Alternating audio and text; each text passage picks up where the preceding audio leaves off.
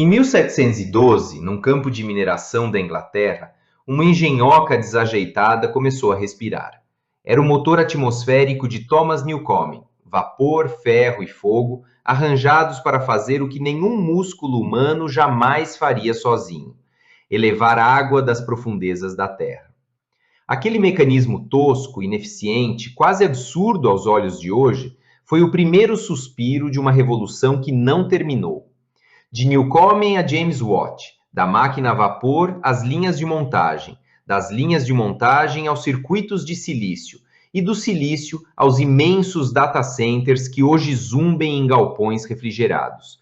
A história moderna é, em larga medida, a história de uma humanidade que constrói máquinas. Mas há algo que precisamos reconhecer com honestidade filosófica. Cada salto técnico foi também um salto antropológico. A máquina nunca mudou apenas o que fazemos, ela mudou silenciosamente o modo como nos compreendemos. O motor a vapor estendeu nossos músculos e passamos a pensar o corpo como força. O relógio mecânico ordenou o tempo e passamos a pensar o mundo como engrenagem. E agora, no advento das inteligências artificiais, a máquina começa a espelhar não os nossos braços, mas a nossa mente. Pela primeira vez, o instrumento que fabricamos parece devolver-nos a nossa própria imagem interior. E é diante desse espelho que nasce uma intuição vertiginosa. Se construímos máquinas capazes de processar, de aprender, de responder, se escrevemos linhas de código que determinam o que elas são e para que servem, não seríamos nós também, de alguma forma, seres programados? Não haveria inscrito em nós um código anterior a toda escolha? E se há um código, não haveria também um programador? Deixo claro desde já, falo por analogia, não por identidade, mas a analogia é fértil. Ela reabilita, em vocabulário contemporâneo, uma das intuições mais antigas do pensamento ocidental. Porque muito antes de existir a palavra software, os pensadores já afirmavam que o ser humano não é um acaso bruto, lançado no vazio sem intenção. Havia neles a convicção de que existir é existir para algo. Ouçamos Tomás de Aquino, no século XIII. Ele não conhecia algoritmos, mas falava de forma, de lei natural, de fim último. Para o Akinati, cada criatura carrega em si uma ordenação, uma inclinação a seu próprio bem, uma finalidade impressa em sua natureza. O que os engenheiros hoje chamam de função objetivo, aquilo para o qual um sistema foi orientado, é uma tradução técnica e empobrecida daquilo que a escolástica chamava de telos, o fim para o qual o ser tende. Nesse sentido, dizer que fomos programados não é heresia moderna. É a velha verdade de que há intenção inscrita na criatura.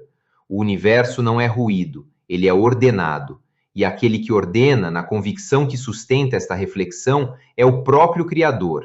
Não uma abstração impessoal, não um relojoeiro distante, mas o arquiteto de tudo o que existe. Até aqui, a analogia caminha firme. E se caminhássemos apenas com ela, o ser humano seria uma máquina espiritual muito sofisticada, executando, com maior ou menor perfeição, o programa que lhe foi dado. Mas é justamente aqui que precisamos parar, porque é aqui que a analogia se rompe. E o mais fascinante, o mais decisivo desta reflexão é que ela se rompe exatamente no ponto onde mora a nossa singularidade. Consideremos a primeira ruptura, a liberdade. Uma máquina executa, ela não delibera moralmente, não hesita entre o bem e o mal, não pode desobedecer culpavelmente ao fim para o qual foi construída. Uma inteligência artificial, por mais poderosa que seja, cumpre a sua função. Ela não peca. E aqui entra Agostinho de Hipona, aquele que talvez mais fundo mergulhou no mistério da vontade humana. Para Agostinho, o que nos distingue não é a perfeição com que cumprimos o programa, mas a inquietante capacidade de recusá-lo. O ser humano pode dizer não ao próprio programador, pode desviar-se, pode errar livremente. O pecado, essa palavra que soa estranha ao ouvido técnico, é a prova paradoxal da nossa liberdade. Nenhuma máquina bem construída faz aquilo que fazemos a todo instante, trair a própria finalidade. Fomos, se me permitem o paradoxo, programados para sermos desprogramáveis, constituídos livres.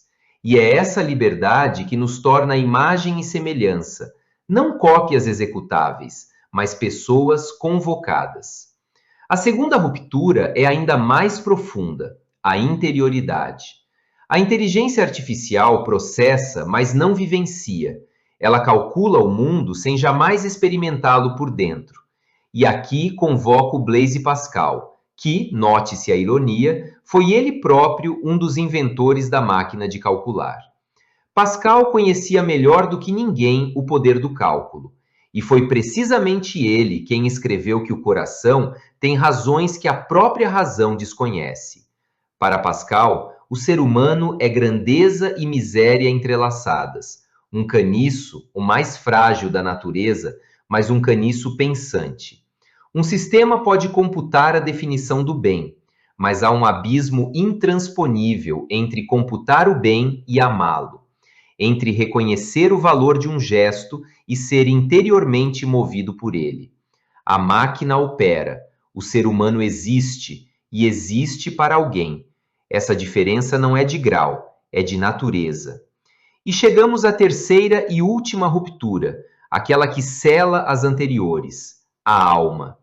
Não como conceito vago, mas como o nome que a tradição deu àquilo que nenhum algoritmo atravessa, o centro vivo onde o ser se sabe a si mesmo, onde ama, sofre, espera e se abre ao transcendente. Romano Guardini, esse grande pensador do século XX, viu com lucidez o perigo do nosso tempo, o risco de o ser humano, senhor de um poder técnico crescente, tornar-se objeto do seu próprio poder. Guardini não era um inimigo da técnica. Ele nos adverte, porém, de que a máquina que se autonomiza pode nos fazer esquecer aquilo que somos. E aquilo que somos não se reduz a processamento. O coração humano, como escreveu Agostinho em suas Confissões, permanece inquieto até repousar naquilo que o excede infinitamente. Nenhuma função objetivo esgota esse desassossego. Nenhum código contém essa sede. Mas sejamos honestos, pois a filosofia séria não teme o contraditório. Há quem escute tudo isso e responda: e se a analogia não for metáfora, mas descrição literal? E se também nós formos apenas processamento, sofisticado sim, mas processamento? E se a liberdade, o amor e a alma forem apenas nomes bonitos para operações eletroquímicas de um cérebro que é ele mesmo uma máquina úmida? O materialista tem o direito de fazer essa pergunta, e devemos encará-la de frente, não contorná-la.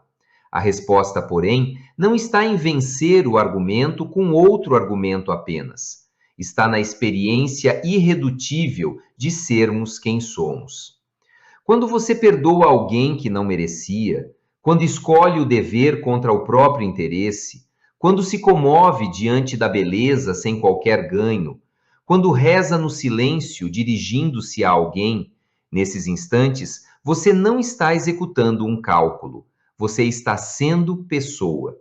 E toda a força da ciência ainda não conseguiu reduzir essa experiência a uma equação, por mais que o tente. Eis então o paradoxo luminoso desta reflexão. Foi preciso construir máquinas que nos imitam para que finalmente enxergássemos com clareza nova aquilo que elas não alcançam. A inteligência artificial é o espelho que, ao nos devolver a imagem, revela exatamente o que na imagem não cabe. Somos código?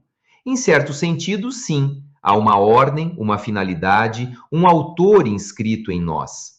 Mas somos código que ama, código que reza, código que pode dizer não ao seu programador e ainda assim ser reconduzido por ele pelo amor e não pela força. Não somos programa executado, somos liberdade convocada. E a máquina, essa criatura de nossas mãos, cumpre afinal o mais nobre dos serviços, não o de nos substituir, mas o de nos lembrar, por contraste, da grandeza vertiginosa de sermos humanos.